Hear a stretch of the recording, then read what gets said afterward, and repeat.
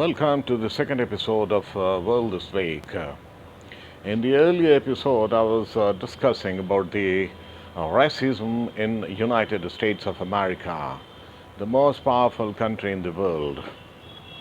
So, racism per se has been a part of American way of life for last about 400 years, because these black Africans.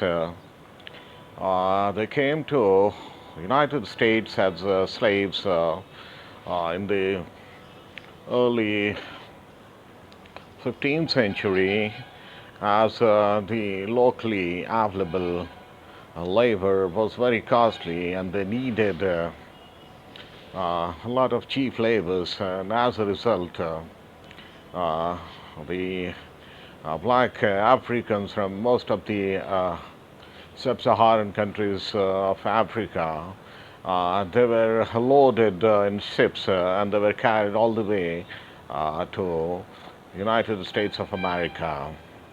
In fact, slavery was protected by Constitution of United States, and it was only Abraham Lincoln who abolished slavery in 1803. So that is how this racism came into fore, because these black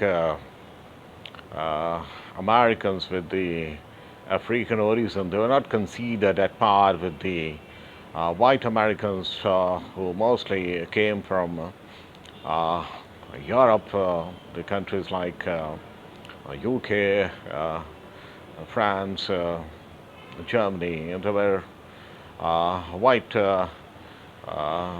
Anglo-Saxon Protestants, while people from countries like Ireland and Polish, they were non-Protestants. They were also became victim of racism, and the same was true for Hispanics, the Latino Spanish-speaking from South America.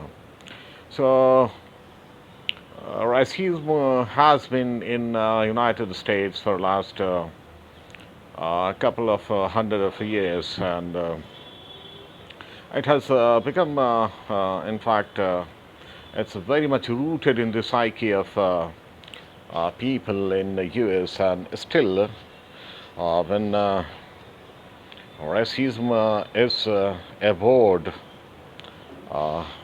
generally, people, a sizable number of people still they acknowledge that they practice some kind of prejudice against black people. Not only black people, but people who are considered different from them. In fact, Asians, also the East Asian, South Asians like Indians, Pakis, Bangladeshi, and Sri Lankans, and Southeast Asian people from Philippines and Indonesia, Malaysia. They also are they are prejudiced on because of the color of their skin, and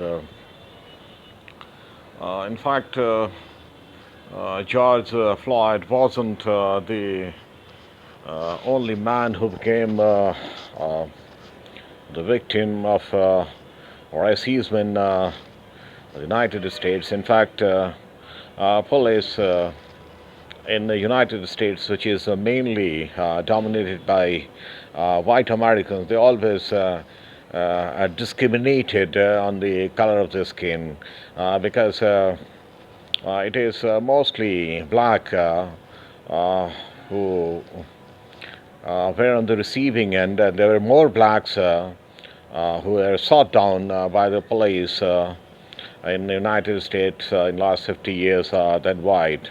Even for the drug abuse cases, there were more blacks who were caught, manhandled, and arrested though the survey says that drug abuse is equally prevalent among whites and blacks, but still, this was the blacks who were hounded for drug abuses because of the inherent prejudice in the police. In fact, when Barack Obama became president of United States in 2008, it was conceded that after Obama came to power, this is the beginning of the post-racism, but that was not to be. And when after two consecutive terms, he left the scene, and the new president, Donald Trump, came in. It was conceded that the election of Donald Trump is a type of a whitelash, like it's retribution and revenge from the white people for electing Barack Obama as president of the United States. So in turn, they chose Donald Trump, who was in fact never been a serious candidate, and Hillary Clinton was all set to win the presidency. So it was a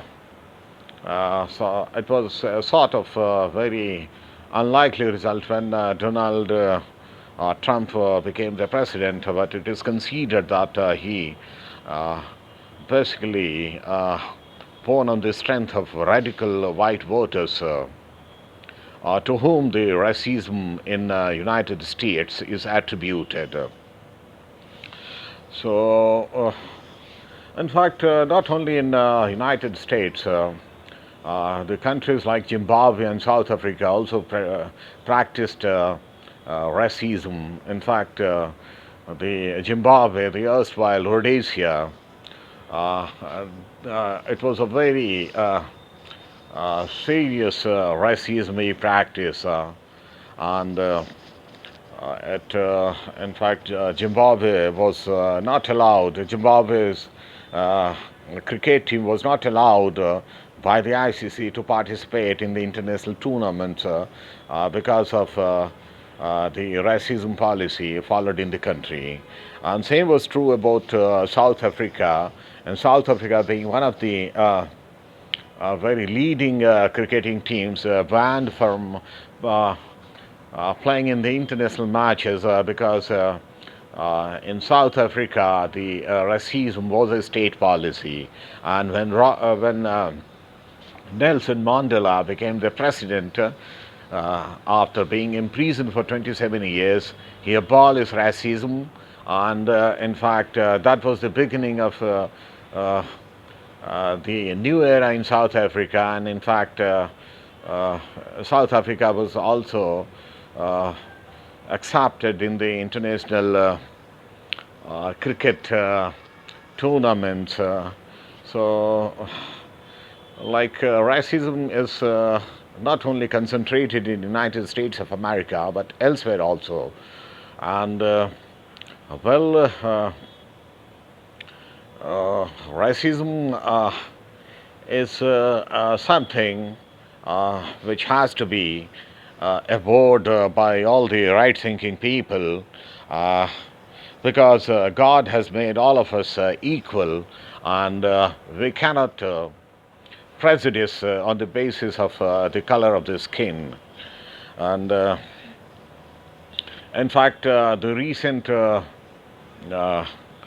riots and arsons have exposed the underbelly of United States of America, which is considered the only superpower in the world, and and also a proverbial dreamland. But by seeing the people indulging in riots and looting shops and lighting vehicles, it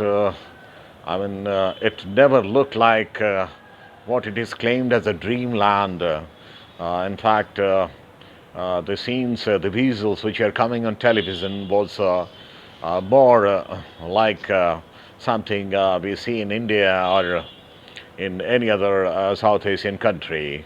So, uh, not the dreamland, which the term which is attached with the United States.